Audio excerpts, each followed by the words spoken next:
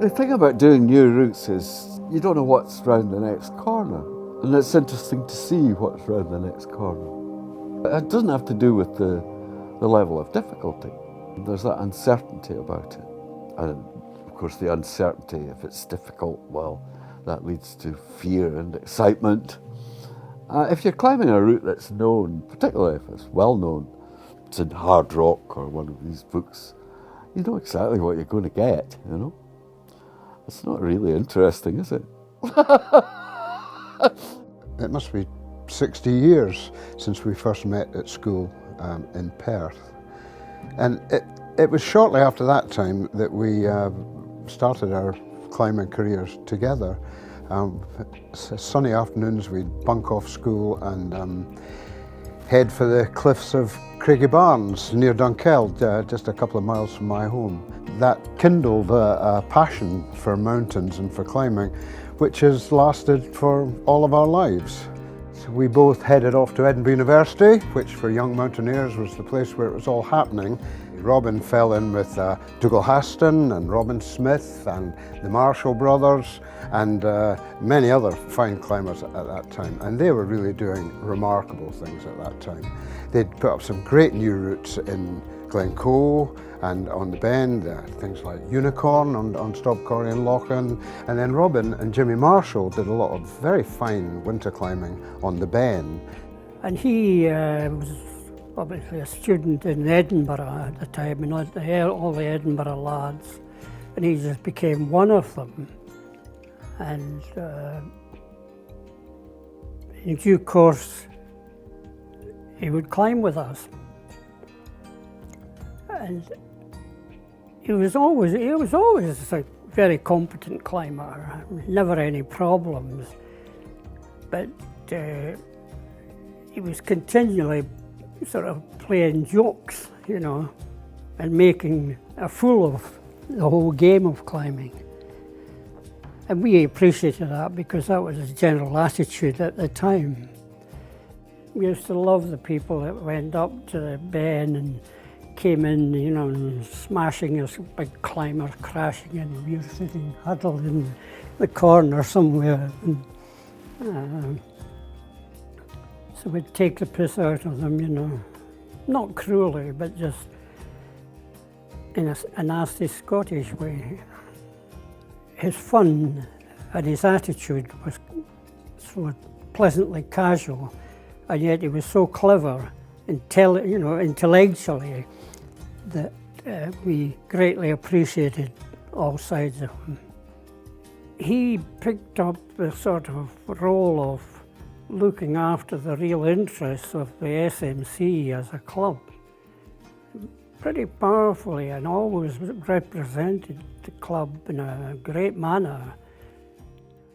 He ultimately ended up becoming the editor of the SMC Journal, and he's also at the moment the librarian of the SMC, and in fact at the moment he's also the club's archivist.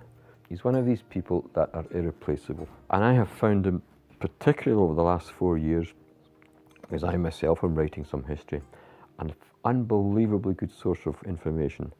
I would say he's unsurpassable in this country, in Scotland. His knowledge, his information, and luckily his friendly nature at helping you if you want answers answered and so on. You know, it isn't just that making a new climb is an attractive thing. There's got to be the history as well to make it attractive. Unless you know what other people have done, you don't know very much. To begin with, it was all there was. So it was absolutely fundamental to climbing. If you wanted to know anything about what was happening here, you needed to get the Scottish Mountaineering Club Journal. Robin's written a book called The Munro's Companion, and it goes into the doings of Hugh Munro, later Sir Hugh Munro, who was a prominent Victorian hill walker. He never finished all the Munros, even though he came up with the original list of Munros. That's why they're called Munros, of course, because Hugh Munro was the first to draw this list up. Robin and I were driving once, I think it was towards Glenclover, to do some hill walking, and he screeched to a halt just outside a field near Kirriemuir, and he hopped over the fence and legged it across the field, and he pulled up beside this headstone with a great bunch of brambles overgrowing it, and he said, "It's Munro's grave." He said, "I've found Munro's grave." He said, "I'm going to clean it up, tidy it up, as we should," he said. And then he said, "Do you know, Paul," he said, "Munro, although he compiled the tables, he never completed all his Munros." And I got the idea of making an effigy, and I dragged it up the 3 remaining tops, allowing Munro to make posthumous completion. The SMC has an annual dinner, and at the annual dinner, to the embarrassment of some guests and even some of the new members, several verses from the club song is sung. Well, he plays the piano very, very badly, and he also leads the singing of the club song. And any suggestion that the club song be omitted from the proceedings of the club dinner would be fought to a standstill by Robin, I'm sure. And it's been sung, as far as I know, every year at the dinner since, 1900 or thereabouts. It became a kind of regular thing. Then you give us a verse. You want me to give you?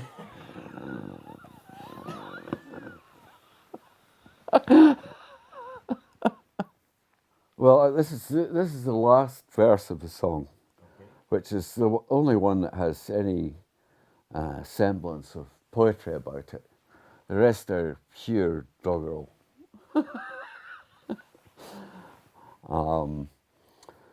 From the sunrise flush, when the hilltops blush, till the moonbeams quiver on the ice-bound river, we push, attack and furry, over ridge and peak and corrie, when we go up to the mountains in the snow. When the long day's done, and the victory's won, and the genial whisky toddy cheers the spirit, warms the body, then the ptarmigan and raven, far aloft above our haven, hear our chorus faintly wafted o'er the snow. Oh, my big hobnailers, oh, my big hobnailers, how they speak of the mountain peak, and length they stride o'er moorland wide. Oh, my big hobnailers, oh, my big hobnailers, memories raise of joyous days upon the mountainside. That's enough of that. That's perfect.